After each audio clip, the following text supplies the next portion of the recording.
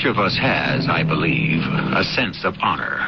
Though we don't talk about it, or perhaps even know we have it, yet we know or feel that there are certain things we simply would not do, would not say, would not permit ourselves even to think or feel. Things that would devalue us in our own eyes, cheapen us, degrade us, make us less worthy of respect even, and perhaps, most of all, self-respect, which is, I think, our most cherished possession. Such is the nature of the thing called honor. Such a lovely day it was. The bluest of blue skies, little shreds of pure white clouds, a pair of cardinals wooing each other in the big elm tree. It seemed there had never been such a day. And I felt triple smug as I contemplated the tea I'd set out for us. Tiny sandwiches, cucumber, watercress, and pastries so light and fragile they melted in your mouth. I sat back and looked at the others, enjoying themselves. My husband, Arthur, my son, Paul, and his fiancée, the lovely blonde Enid. What a day.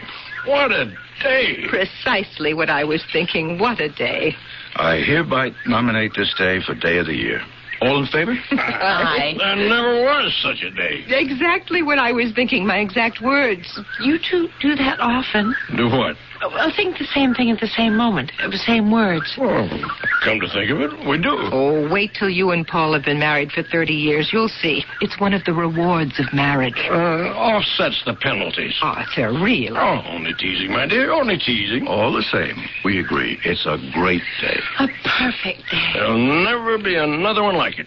Now, you're not going to believe me, but that's what I was thinking at that very instant in those very words. I mean it. It's true. Enough about this day. What about the big day 2 weeks from now?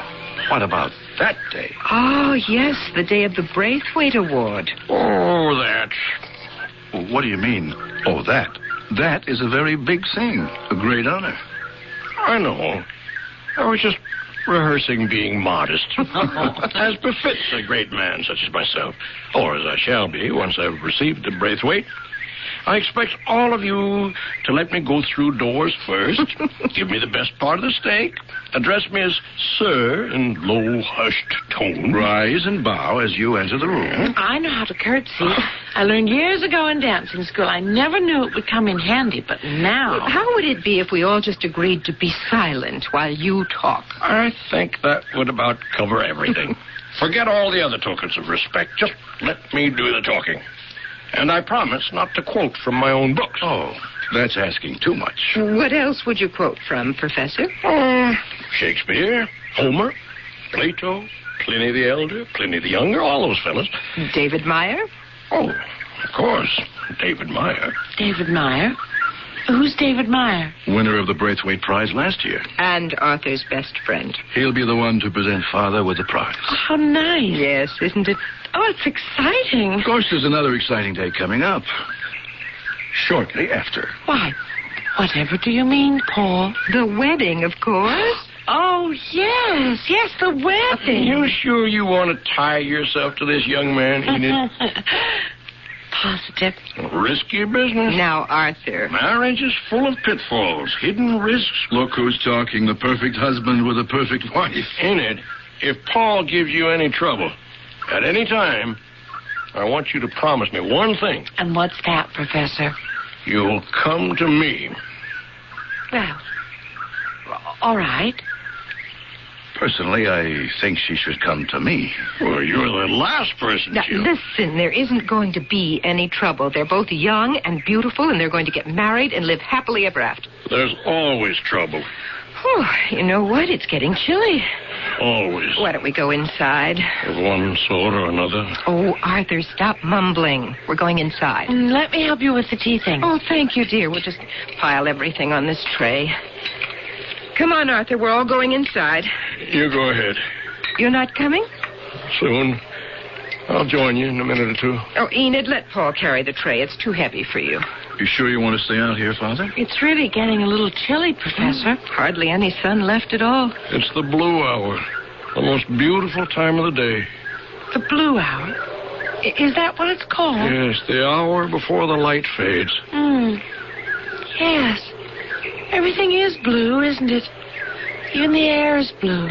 And the day is going to end, but it's waiting, putting it off, hesitating, giving us one last chance to see all the lovely things before they vanish.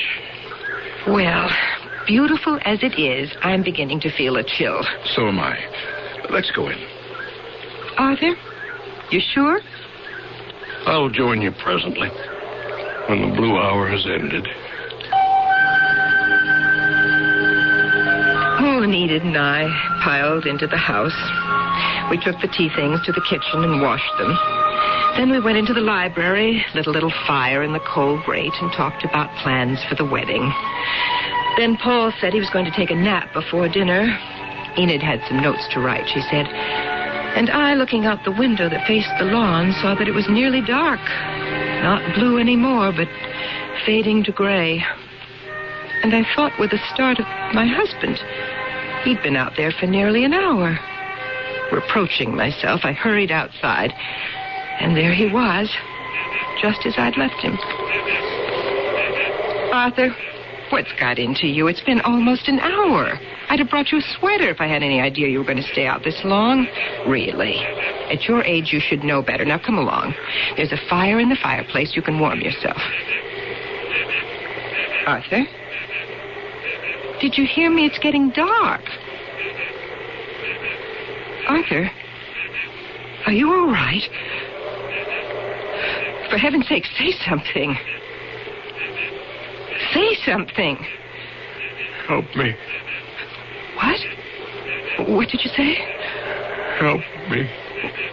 What do you mean, help you? With what? Help me, Emma. What do you mean? You help you to get up? Are you in pain? Pain. Where does it hurt? All around me.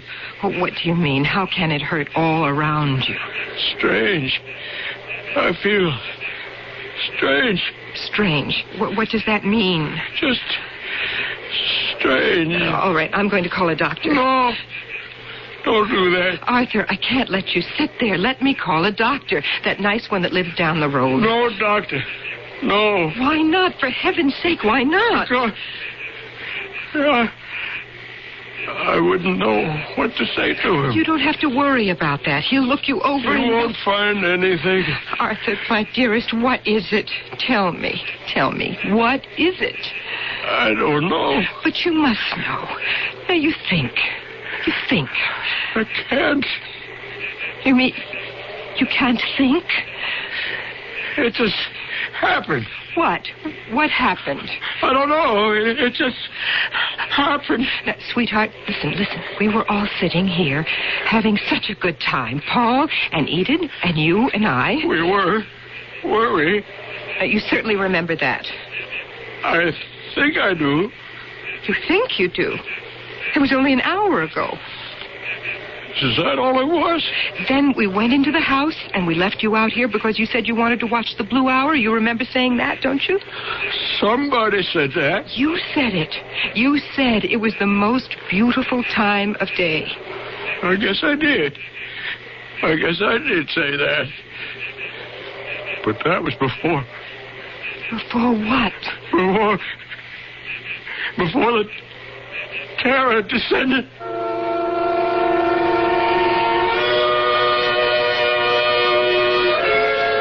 I don't know how I got him into the house and up to his room, but with coaxing and begging and threatening, I did. Otherwise, I firmly believe that he would have sat there staring into the approaching dark forever. I did the only thing I could think of under the circumstances. Every time I entreated him to let me call a doctor, he stared at me with an agonized expression and begged me not to. But I was lost, helpless, I was desperate. So I called David Meyer. David, is that you? Emma? Oh, I'm so glad I reached you. What is it, Emma? Something wrong? Terribly, David. Terribly wrong. Is it Arthur? Yes, it's Arthur. Except that it It isn't Arthur. It isn't Arthur at all. Try to tell me what happened. Take it easy now. Try to tell me. I don't know how to tell you. He says he's not sick. He won't let me call a doctor. What does he say? He says the terror descended. What? What was that? The terror descended. That's all I've been able to get him to say. The terror descended. What on earth could that mean? I don't know. I don't think he knows. Do you want me to come over there? Oh, David, would you? Of course. Because I don't know how to deal with this. It's just something beyond me. David, it's an evil spirit. An evil spirit that has got into my husband. Arthur is possessed. Possessed by an evil spirit.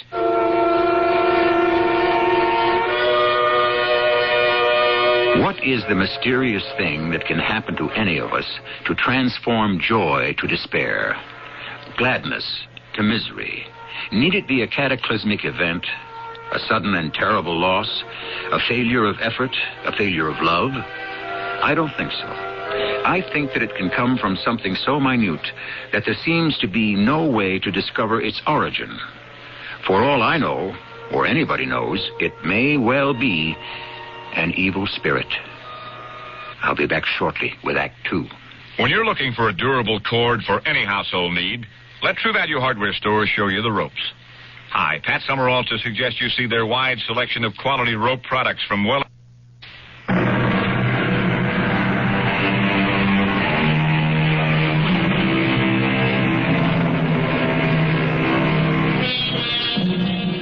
We don't believe in evil spirits. Or do we? How often do we say, I didn't do that, or I don't know why I said that? Then why did we do that unintended thing, make that involuntary remark, think that unbidden thought? Did we do it, say it, think it, feel it? Or was it some discarnated spirit that slipped into us and lodged there, changing us into something we scarcely recognize and do not wish to know? What was it Emma had gasped out on the phone? Arthur is possessed by an evil spirit. Now, I had known Emma almost as long as I'd known Arthur. Why, I'd been his best man at their wedding, and a steady visitor at their home ever since. And what a happy, cordial home it was. They had built a serene and harmonious existence for themselves. They relied on each other for courage and support, as only two people can who love deeply. Arthur had achieved distinction in his field, and Emma was happy for him without a trace of envy. What conceivably could have happened to disrupt their lives?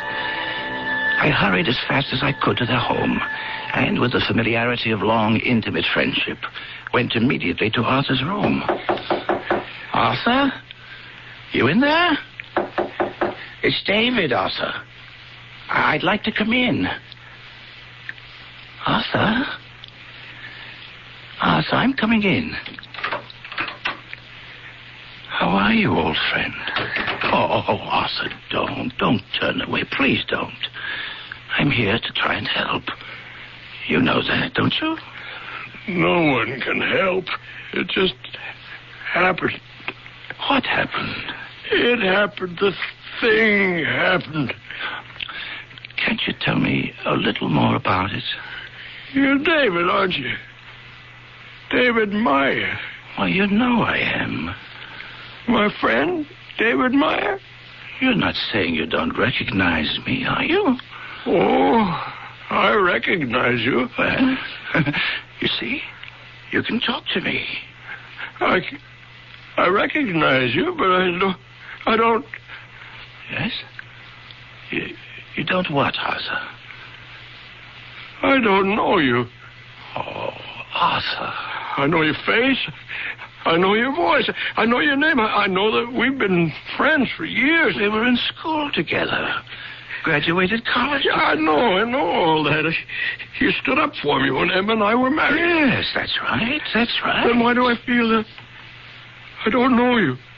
Arthur. Oh, Arthur. You are my friend, my oldest, my closest, my best, my dearest friend.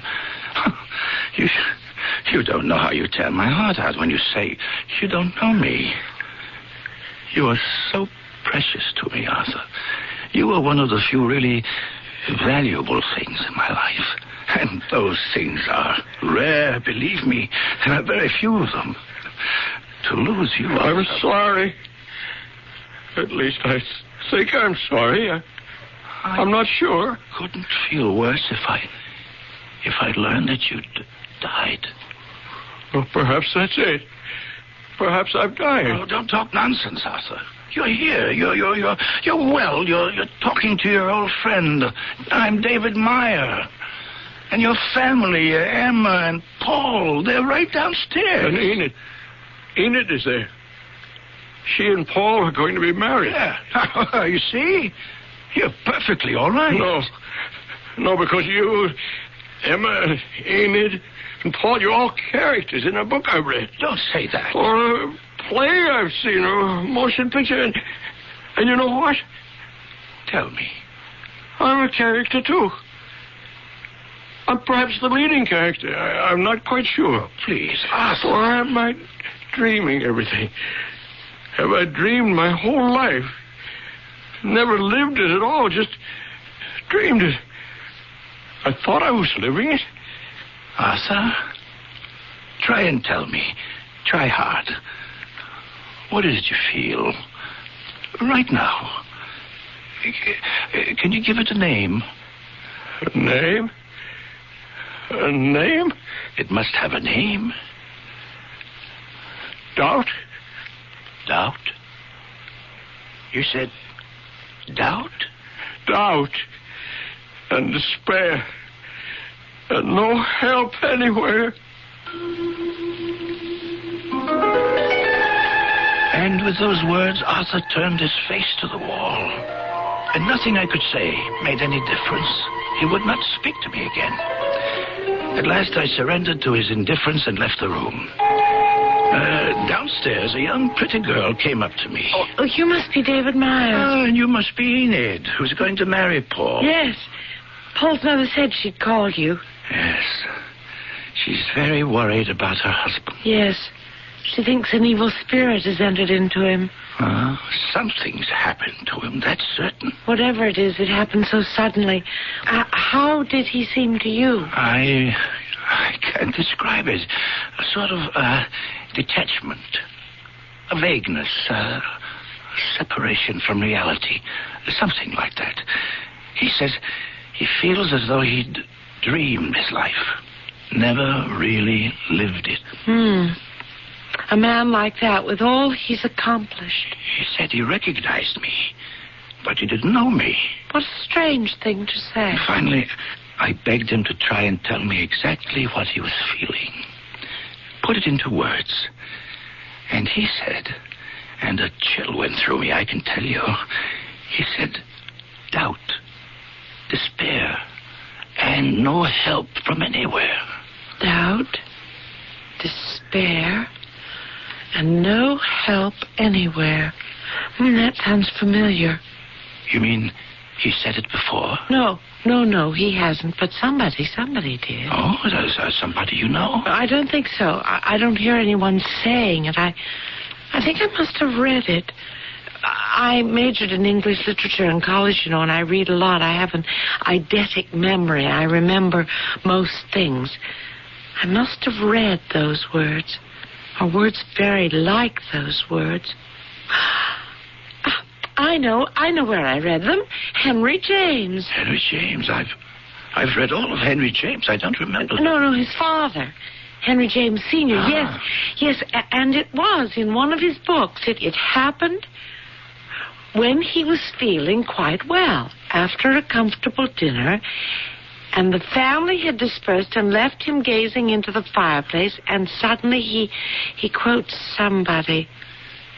He writes, "Fear came upon me, and trembling which made all my bones to shake." Shakespeare, maybe. I don't know, but he goes on to say that it was an insane terror with no obvious cause. He could only think that there must be some damned shape squatting in the corner and sending out from its fetid breath personality influences fatal to life. Why, you really do remember what you've read, don't you? Well, what you said brought it all back to me. The last sentence I remember perfectly. I can see it on the page. An ever-growing tempest of doubt, anxiety, and despair, with absolutely no relief from any truth I had ever encountered. What happened to him? The doctors told him he'd overworked his brain. Others said, and they say it to this day, that he'd suffered a collapse, possibly due to the intrusion of an evil spirit. That's Emma's theory. But I don't believe it. Do you? I don't want to. Well, then don't. Come back to see him tomorrow, will you? And the day after, and the day after that. And you? Will you look in on him whenever you can? Every day. Together, Enid, together we will exorcise this evil spirit. I left the house with a lighter heart, a springier step. This young creature with her amazing memory and her unconquerable soul had put new life into me and fresh determination. Life gives us few friends that are durable, and I wasn't about to lose one without a struggle. By 10 o'clock the next morning, I was knocking on Arthur's door. It's David, Arthur. I'm coming in. I'm back, as you see. Is it all right if I pull up a chair? Because I'm planning to stay a while. Stay. Thank you. I was also planning to have a little talk with you. Okay? Okay. Oh, good. I met your future daughter-in-law on my way out yesterday. Enid? Yes, Enid. She happened to remember, and she has an astounding memory, that girl.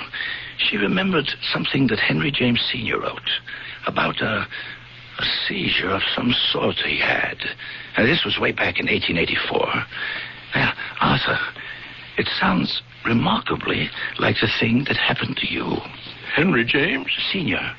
I looked it up because I thought you might be interested. You are, aren't you? Yes. Now, it happened in a lightning flash, he writes. Yes. And seemed like an insane and abject terror. Yes. Within 10 seconds, he writes, he felt himself reduced to an absolute wreck. Yes. And an almost helpless thing. Oh, yes. He wanted to shout for help to his wife, to anyone. Passers-by on the road, anyone at all. Anyone who would protect him. Poor man. I know it all. No help anywhere, no help at all. Only despair, doubt, despair. I thought you might feel better. A little. To know you're not the first. Or the only. I do feel better. Less alone, thank you. Arthur, what interested me was that James felt this sudden, terrible onslaught after an unusually pleasant meal with his family. He felt vigorous, even joyful, as you seem to have felt. Now, after all, you're going to be awarded the Braithwaite Prize. You knew that. I won't accept it. What? Not accept it? Oh, don't be foolish. I can't go through with it. My book's no good. Clearly, the committee thinks it's very good indeed. They don't know. If they knew. What is it they don't know? The passage on Swedenborg. Here's the book. Huh? Page 138. Yes? Look at it. All right. You see what I mean? Swedenborg on the subject of vastation. Do you see the paragraph? Yes, I see it. What about it? I stole it, you fool. I stole it. Don't you recognize your own words? That night you were here, we were talking about spiritual experiences, and you uttered those very words about Swedenborg and his vastation. For heaven's sake, man, don't you remember? Yes, vaguely. Well, I stole your words right from out of your mouth and put them in my book. Signed my name. My name to your words. Oh, Arthur, that's all right. It's not all right. It's not all right at all. It's thievery, out-and-out thievery. But I didn't mean to do it, David. I really thought those words were my own. Or no, maybe I didn't. Maybe I knew all along they were your words, but nobody would notice. Maybe that's what I thought. Maybe I only wished they were mine. That I might have composed them if I'd been as clever as you, half as clever. But I never have been. You know that. We both know that. How jealous I've been. So envious, wanting to be like you, sound like you, write like you. I wanted it so desperately, I was willing to steal, to try and fool everyone, fool myself, fool you. I held him in my arms, my poor tormented friend, while he sobbed his heart out. There was nothing I could say, nothing that he would listen to. I could not interrupt his mad confession to tell him that I didn't really recollect saying those words at all. And even if I did say them, I didn't consider them to be of any great value or significance.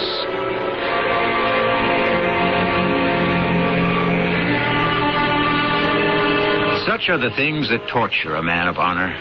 There is no escaping the palpable fact that men without honor lead easier lives than those who possess it. But if I can choose my friends, give me those whose sense of honor makes their lives difficult.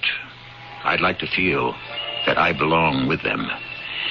I'll be back shortly with our concluding act. I could have had rye toast, 61 calories. I could have had 11 carrots and a glass of water. You could have had a V8, naturally low in calories and tastes great, too. I could have had a V8? V8 cocktail vegetable juice with only 35 calories per 6-ounce serving. V8, the great-tasting, healthful blend of 8 country vegetables. Wow, I could have had a V8. It's never too late. I'll have a V8. The South. The end of the Civil War and the beginning of a new life for those who survived its bloodshed.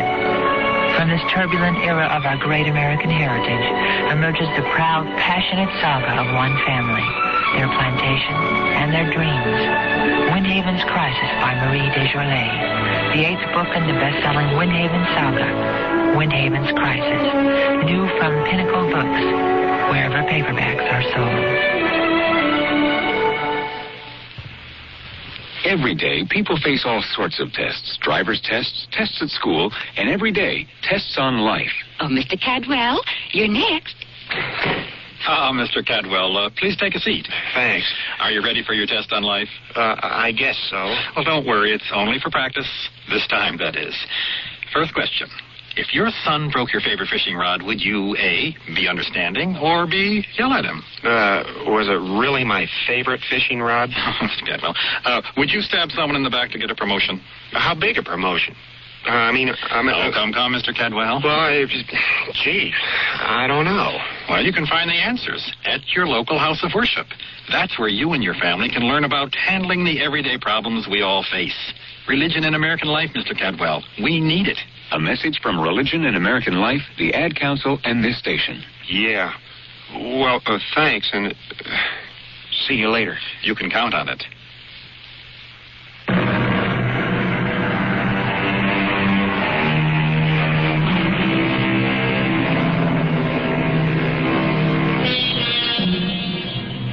Perhaps it is beginning to emerge that a sense of honor is related to that old familiar thing called conscience. But I think we will find that honor lies deeper in the human personality than does conscience.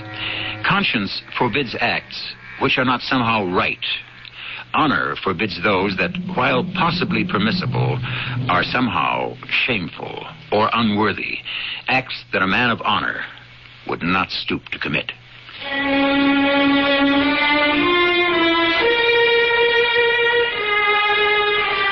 I was very fond of the professor. I was determined to keep the promise I'd made. I was eager to keep it, to visit the professor each day and try and fathom the strange, deep melancholia that had overtaken him so suddenly. I didn't meet with much success. Who is it? It's Enid, Professor. Oh, Enid. Does that mean you don't mind if I stay a while? I thought it might be David Meyer. Do you find it easy to talk to him? Oh, a little. Because you've known him for so long. Is that it?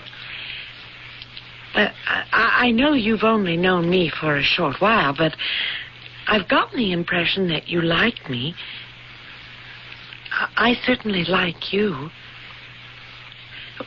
Don't you think we could, well, could you talk to me a little? Maybe not the way you talked to David Meyer, but... That was different. How? How was it different? I don't know. But I feel sure that you do know. You just don't want to say it. Isn't that right? Strictly between David and me. Strictly. Oh. Well, then I don't want to intrude, but there is something between you and me, don't you think? No. But I'm going to marry your son. Nothing. You're going to be my father-in-law. My own father is dead, you know. I was hoping maybe you'd sort of take his place. At least in some ways, little ways. Isn't that possible? Not possible. Oh.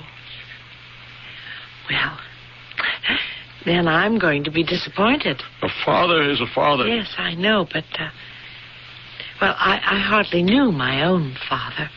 I was very young when he died. It's only natural that I'd want an older man to look up to and admire and have faith in and believe in and... Well, you really don't want to talk, do you? Can't talk. All right. I'll leave you alone then, but I'm warning you. I'm coming back tomorrow and the day after and the day after that until you decide that I'm a safe person to talk to. Because I really am, you know. Enid, I'm down here. Oh, yes, I'll be right down. Paul's here, too. Oh, fine. Did you have any luck with him? Not much, I'm afraid. I was hoping. So was I. Well, he won't talk to me either.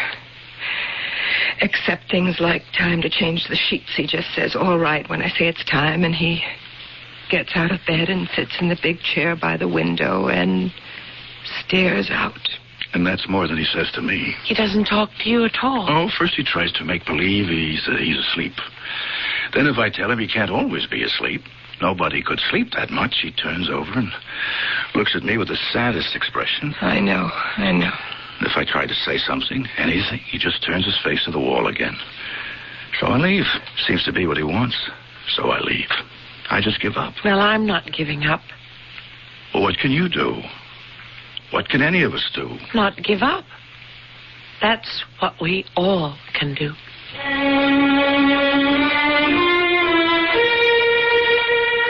And I didn't give up. I went to his room every day. I talked of everything I could think of. The Braithwaite Prize, the wedding, where Paul and I would go on our honeymoon, when we planned to have our first child. If it was a boy, could we name him Arthur? Could we find a little house near there so we could all see a lot of each other? What had Paul been like when he was a little boy? Oh, everything. Sometimes he'd say a word or maybe two, but mostly he looked at me as though I were a strange intruder on something that didn't concern me. It was breaking my heart. But he was making me angry, too. I know, Enid, I know. It can be infuriating. But you said he talked to you, David. Yes, he talked to me. He still does. Some. Well, what did you do? What did you say? I mean, to make him talk to you. You must have done something. No, I didn't. At first, it was just the same with me. No interest, no response, complete indifference. I know. Oh, I know. But then, much to my surprise, my amazement, in fact, there was a breakthrough. How did it come about? What caused it? I started talking about the Braithwaite Prize. He's going to accept it, by the way. Of course he's going to accept it. Why wouldn't he? He had his reasons. Very insufficient ones, I might add. What were they, for heaven's sake? I'm afraid I can't tell you that. That's strictly between him and me. Funny. That's almost exactly what he said. To you? Yes. He said that talking to you was different, and I asked how was it different, and, well, at first he said he didn't know, but I kept after him. I felt sure he didn't know, but he didn't want to say it out loud. And then he said, almost the same thing you just said. He said, strictly between David and me. And he repeated the word strictly. Well, he was right. So, you're not going to tell me? No, I'm not. I can't. Well, if you can't, you can't. You're going to have to find your own way of reaching him.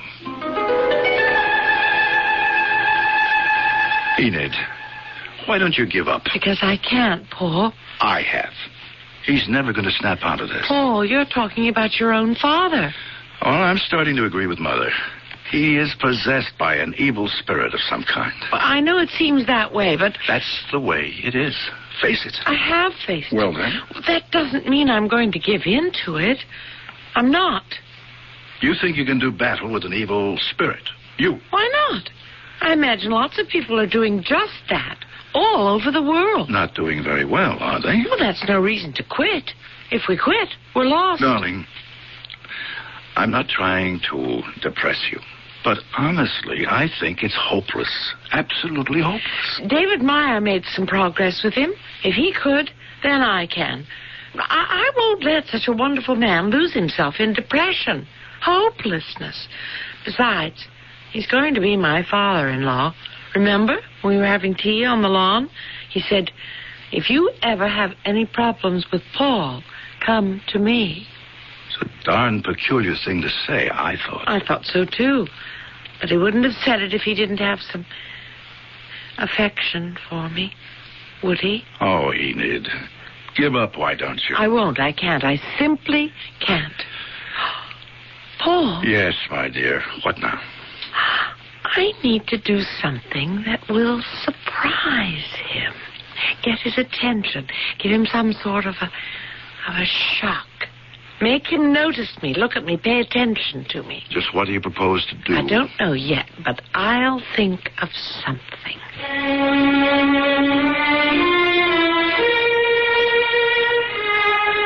When I went to the professor's room the next morning, I was filled with trepidation. I had no confidence in myself at all. Perhaps I was simply arrogant to think that I could waken the professor to the joy of living, expectation of happiness, to the fun of everyday life. Paul was right. I hadn't known him long. I didn't know him well. He might think me a presumptuous intruder. All the same, I forced myself to knock at his door. David? No. It's Enid again, Professor. Oh. I want you to look at something. Please?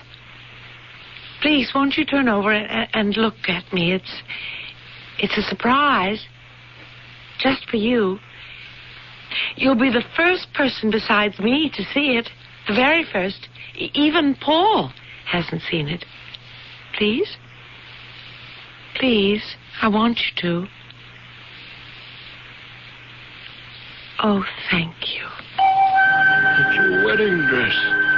Yes. Yes, it is. You're wearing your wedding dress. Yes, I am. Veil and all. The wedding isn't far off, and when I walk down the aisle, Professor, I want to see you standing beside Paul at the altar.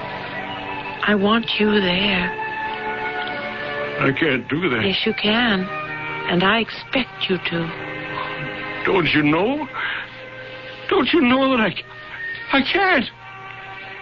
Don't you know that I'm the most depraved of men? That I am jealous of my own son. Jealous that he will have you to live with, to love. That I want to be like him. I want to be him, to be young and starting life with a beautiful, loving young woman to help me through that life with hopes and expectations. That the very sight of you raises desires that I have no right to. That to see you and Paul together at the altar would make me want to kill him and take his place.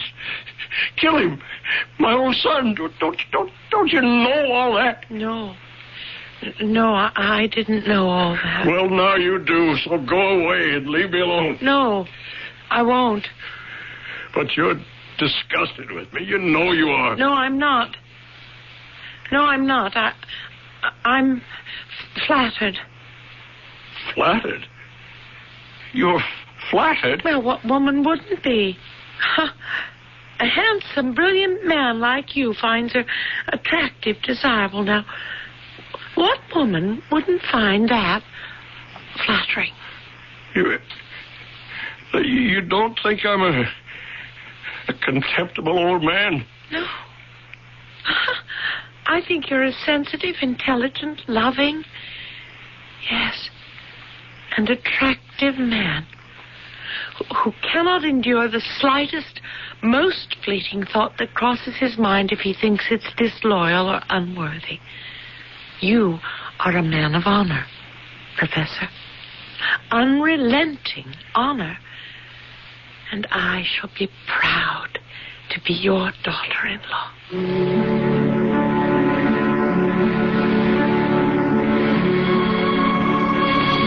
Before I left the room, we agreed that this little encounter would remain something strictly between the two of us.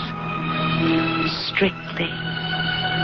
And when I walked down the aisle of the little church on that most important day, there ahead of me stood my beloved Paul, and proud and erect beside him stood my future father-in-law. As I got close to the altar, I smiled at this most honorable of men, and sweetly, with perfect understanding, he smiled back at me.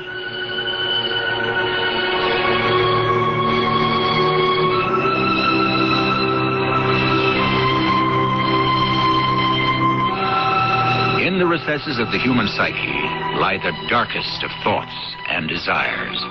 If we act upon them, we risk severe punishment.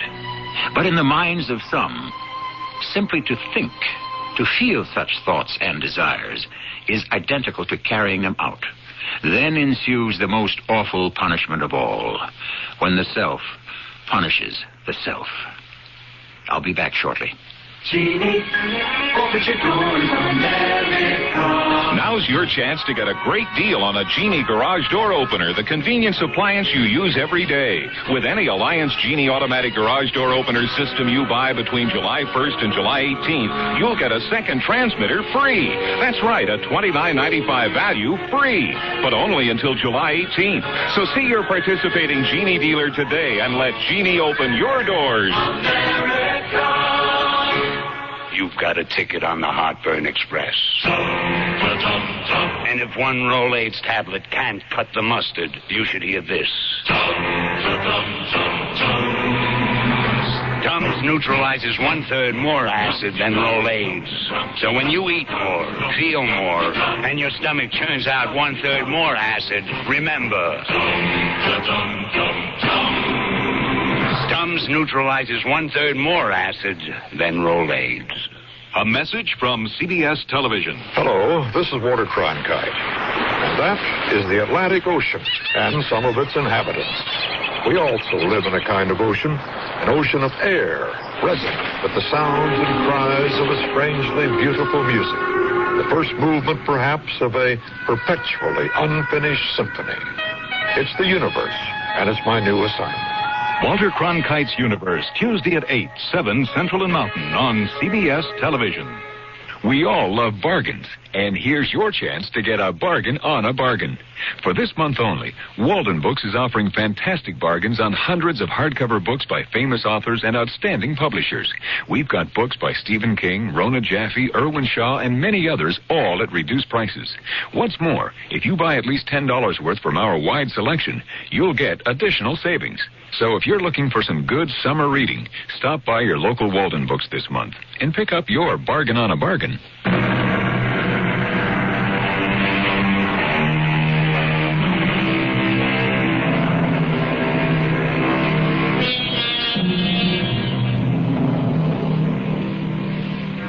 The shock of discovering heinous thoughts and desires within ourselves can be a critically debilitating, even fatal thing.